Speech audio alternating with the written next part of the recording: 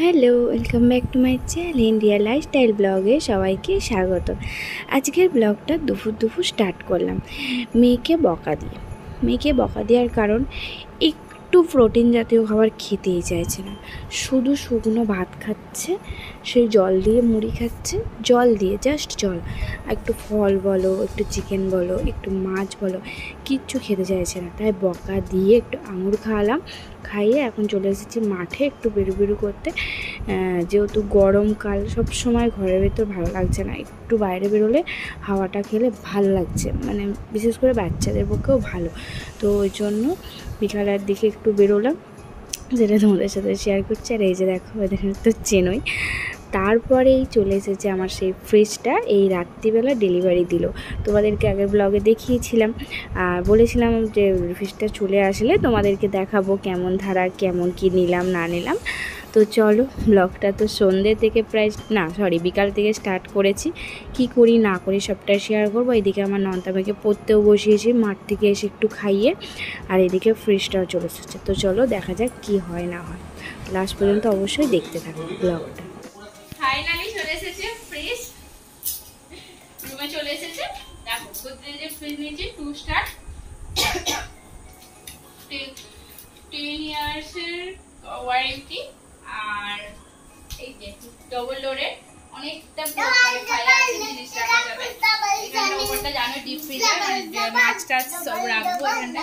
এই সিস্টেমটা খুব সুন্দর, এরকম ভাবে বরফটা উল্টে নেব, উল্টে আর এরকম ভাবে বার করে নেবো। আর হচ্ছে এখানে সিস্টেমটাও দেখো, অনেকটা পেজ আছে, বেশ জায়গাগুলো, এই ফাঁকাগুলো ডিস্টেন্সটা অনেকটা ফাঁকা, মানে অনেক মাল ধরবে। অন্যদের কি দেখেছি এগুলো একটু ছোট ছোট হয়, এটা অনেকটাই। আর এটা হচ্ছে ডিম রাখার জায়গা। আর এখানে টুকিটাকি সব যা রাখবো সাজাবো, সবই তো তোমাদের সাথে শেয়ার করবোই। আর কালারটা আমার পছন্দের, আমার হাজবেন্ড হচ্ছে খয়েরি কালার পছন্দ করেছিল, বাট আমার এই কালারটা খুব পার্সোনালি ভালো লেগেছিল। তো আমার পাশের বান্ধবীটাও বললো যে এই কালারটা খুব সুন্দর, তো ভালো লাগছে। আমার পছন্দ করা জিনিস যদি আরো কেউ একজন বলে বা আমাকে অনেকে বলে, বেশ ভালো লাগে। আর নিচে এই স্ট্যান্ডটা কিনবো, যেহেতু এখন আমাদের কোথায় রাখবো বোর্ডটাও আমার সেটিং হয়নি, তার জন্য স্ট্যান্ডটা নেওয়া হয়নি। স্ট্যান্ডটা বলা হয়েছে, তো ওটা পাঠিয়ে নিয়েছি, দুটো হাতটা নাচি পড়ে আছে ওই জন্য। আর কি যেন বলছিলাম, হ্যাঁ স্ট্যান্ডটা নেবো বলেও দেওয়া হয়েছে, ও পাঠিয়ে দেবে বলেছে কিছুদিন পর। আর এই ফ্রিজটা যাবে ওই জায়গাতে, এখানটায় রাখবো না, এখানটায় রাখলে ফ্রিজটা অনেক ছোট হয়ে যাচ্ছে বাড়ির রুমটা, তো ওইটা রাখবো। আর হচ্ছে খুব ভালো লাগছে, অনেকদিন ধরে ইচ্ছা আমার যে একটা ফ্রিজ থাকবে আমার বাড়িতে, তো সেটা হয়ে গেল, ভালো লাগছে মন থেকে। আমার হাজবেন্ডেরও খুব ইচ্ছা ছিল, বাট অনেক কিছু এর মধ্যে দিয়ে আর করে ওটা হয়নি, সেটা হয়ে গেল। কারণ একটা বড় কারণ হচ্ছে 3 দিন পর আমার তরকারি খারাপ হয়ে গেছে, একদিন মাংস, একদিন মোচার ঘন্ট, আর একদিন কি যেন খারাপ হয়ে গেছে। তার জন্য আমার বাবা বললো না এবারে নিয়েই নিই, তো নিয়েই নিলাম। গরমকালও পড়ে গেছে। কালারটা কেমন লেগেছে অবশ্যই বলো, আমার তো খুব ভালো লাগছে। তো চলো এটা আমি পরিষ্কার করতে বলেছি, ঘরের অবস্থা বেহাল, মানে এইসব প্যাকেজিংটা খুললো যে দিতে এসেছিল, তো এইগুলো সব পরিষ্কার করি। তার সাথে মেয়ের পড়াও বাকি আছে, পড়াটা করিয়ে নি, তারপরে তোমাদের সাথে কথা হচ্ছে। বড়বাবু এখানে প্ল্যাগটা ঠিক করছে, যেহেতু 24 ঘন্টায় ফ্রিজ চালিয়ে রাখতে হয়, তার জন্য একটা ভালো রকম প্ল্যাগ চাই, তাই সেটাই তৈরি করে দোকান থেকে আনলো। তারপরে সব কিছু ঠিকঠাক করে আমরা বেরিয়ে পড়েছি ডাক্তারখানায়। আমার মেয়ের একটু খাওয়ার প্রবলেম, খেতেই চায় না, তার জন্য হোমিওপ্যাথি একটা ডাক্তার দেখানো হচ্ছে, সেই ডাক্তারবাবুর কাছেই এসেছি। আর আমার হাজব্যান্ডও দেখাচ্ছে কিছু প্রবলেমের জন্য।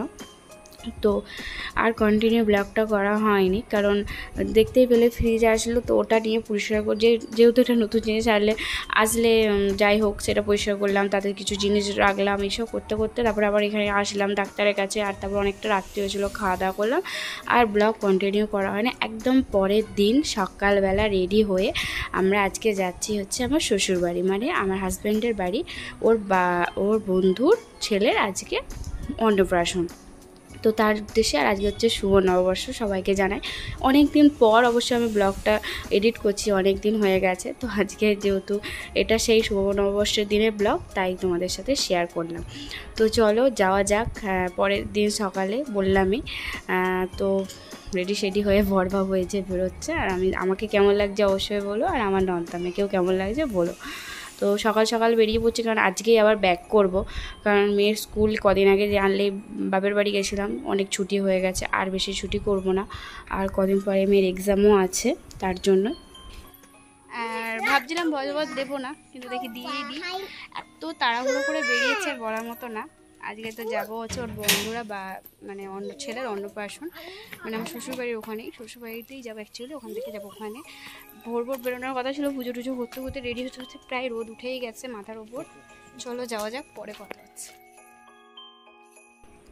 চলে এসেছি শ্বশুর বাড়ি, মানে আমার যেটা নিজের রুম, নিজের বাড়ি। যাই হোক, বিয়ের পর তো মেয়েদের এটা শ্বশুর বাড়িটাই নিজের বাড়ি হয়। অ্যাকচুয়ালি মেয়েদের নিজের বাড়ি বলে কোনো কিছুই নেই, তাও ভাবি আর কি। মেয়ের বাবার বাড়িও নিজের না, শ্বশুর বাড়িও নিজের না। অ্যাকচুয়ালি নিজে যদি কোনো দিনে ইনকাম করে নিজে কিছু করতে পারে মেয়েরা, সব মেয়ের কথাই বলছি, সেটাই হবে নিজের হয়তো। তো যাই হোক, চলে এসেছি। রুমটা দেখে কিছুটা ভালো লাগছে, কিছুটা খারাপও লাগছে, কারণ নিজের হাতে এক সময় খুব সুন্দর করে সাজিয়ে রাখতাম। এখন যেহেতু এদিক ওদিক চলে যাওয়া হয়, আর আমার রুমটা সেরকমভাবে সাজানো গোছানো থাকে না একদমই। আর বড়মশাই নিচের রুমে গেছিলো, তো বললাম নিচের রুমটা তো অনেক দিন দেখিনি, তো একটু ভিডিওই করে আনো। আর এটা আমার শ্বশুরশাশুড়ির রুম। আর দেখো আমার নন্তামের ছোট্টবেলার ছবি, আর আমার বিয়ের সময় যে ছবি পাঠানো হয়েছিল ওদের বাড়িতে, আমার শাশুড়ি মা সেটা সুন্দর করে সাজিয়ে রেখেছে। আর ওইসব ট্রফিগুলো এটা আমার শ্বশুরমশাই পেয়েছে, যেহেতু শ্বশুরমশাই কবিতা আবৃত্তি এসব বলে স্টেজে, সার্টিফিকেটের। আর মা বাবা এখন যেহেতু বেশিরভাগ টাইমটা ওপরেই থাকে, তো এই রুমটা সব কিছু ওই জন্য কিছুই নেই সেরকম, সব কিছু চাপাচুপি দিয়ে রেখেছে মা, যেন আল্লা টাল্লা সব ফাঁকা করে রেখেছে, যেহেতু এই ঘরটা চাবি দেওয়াই থাকে। আর মা যেহেতু শোলা করে ওইগুলোই রেখেছে। আর একটু ফল, মা আজকে আবার অশোক ষষ্ঠী, তো মা সেই পুজো দিয়েছে, তারই ফল আনা হয়ে মা কেটে কেটে দিচ্ছে আমাদেরকে। আর মা বাবার বয়স হয়েছে, বুঝতেই পারছো, বয়স্ক মানুষরা তো অতটা আর গুছিয়ে রাখতে পারে না, তো ঘরের অবস্থাটা একটু বেহাল, তোমরা মানিয়ে নিও। তারপরেই আমরা বেরিয়ে পড়েছি হচ্ছে ওই অন্নপ্রাশন, মানে আমার হাজব্যান্ডের বন্ধুর বাড়ি। তো চলো, এখানে কিছুটা সময় কাটিয়েছি, কি করেছি না করেছি সবটাই তোমাদের সাথে শেয়ার করেছি।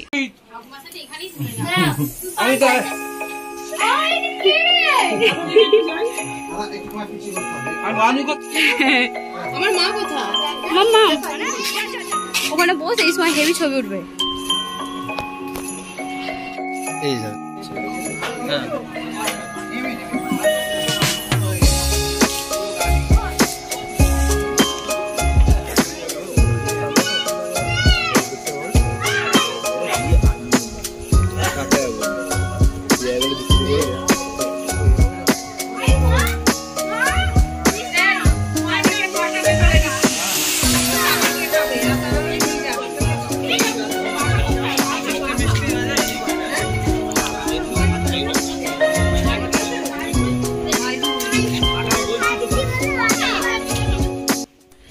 তারপর খাওয়া দাওয়া করে চলে এসেছি, একটু রেস্ট নিচ্ছি, কারণ বললাম আজকেই আবার ব্যাক করবো আমরা রুমে, কারণ বললামই তখনই। আর এখন একটু হজমলা খাচ্ছি, কারণ একটু অম্বল টাইপের হয়ে গেছে এসে, যেহেতু মা আজকে মুখ করা সেদ্ধ দিয়ে মুড়ি দিয়েছিল। তারপর এতটা বাইক জার্নি তো আমার শরীর টানে না, অনেকটা রাস্তা, 2 ঘন্টার ওপর আবার যাব। আর অনেক দিন পর বেশ ঠান্ডা ঠান্ডা, যেহেতু এখন প্রচণ্ড গরম পড়েছে।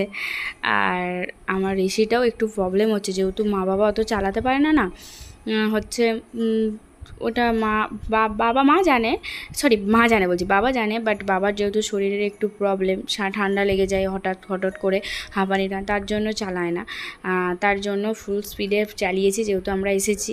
আর একদম না চালালে খারাপ হয়ে যায় ইলেকট্রিক জিনিস, তো বেশ ভালো লাগছে ঠান্ডা ঠান্ডা। অনেক দিন পর শুলাম নিজের রুমটায়। আর বর্মশাইকে বলছি যে কখন যাবে, চলো, আবার তো অতটা পর যাব। এবার রেডি হয়ে বেরিয়ে পড়বো, তো চলো পরে কথা হচ্ছে।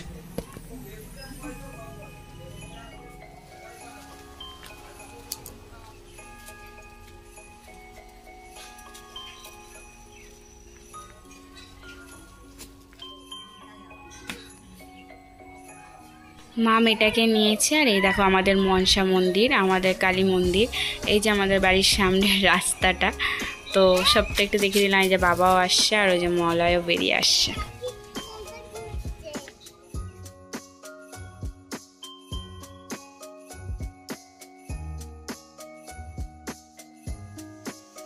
তো অনেকটা পথ চলে এসেছি, কলকাতায় ঢুকে গেছি।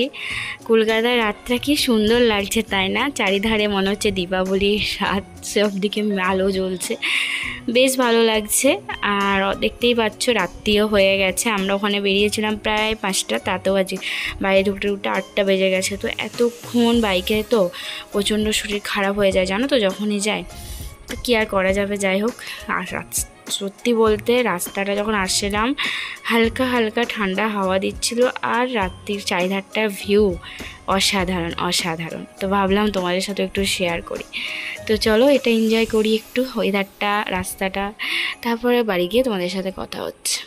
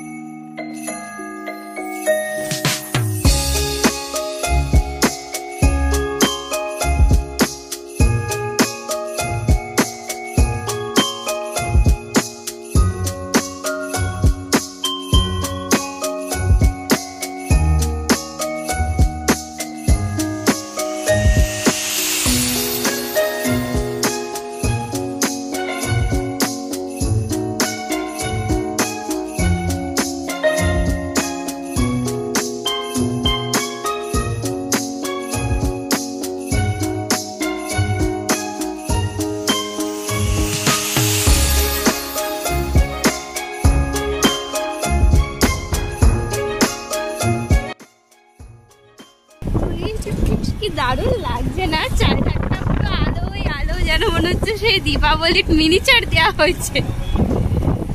হেভি লাগছে আমার তো, নিজের দেখেই চোখটা শান্তি হয়ে যাচ্ছে। ওই জন্য বরকে জোর জবরদস্তি রিকোয়েস্ট করে বললাম ফোনটা ব্যাগ থেকে দাও প্লিজ, এটা আমার বন্ধুদের সাথে একটু শেয়ার করি। কি দারুণ লাগছে। আর দেখো রাত্রিবেলার সায়েন্স সিটির লুকটা কেমন লাগছে দেখো।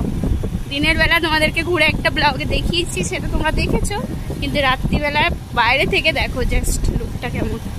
অতটাও আলো টালো নেই। আর জোড়া বিল্ডিংটা দেখো। কি বলছো? হ্যাঁ, বর বলছে চেপে ফোন করে চুরি হয়ে যাবে।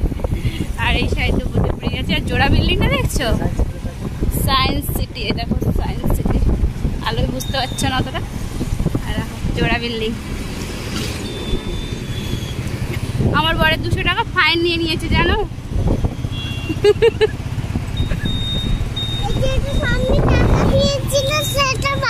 তো চলো, শরীর একদম বইছে না, এবারে বাড়ি যেয়ে শুয়ে পড়বো। তো ওই ব্লগটা এতটুকুই। সবাই ভালো থেকো, সুস্থ থেকো, অবশ্যই আমার পাশে থেকো। চলো টাটা।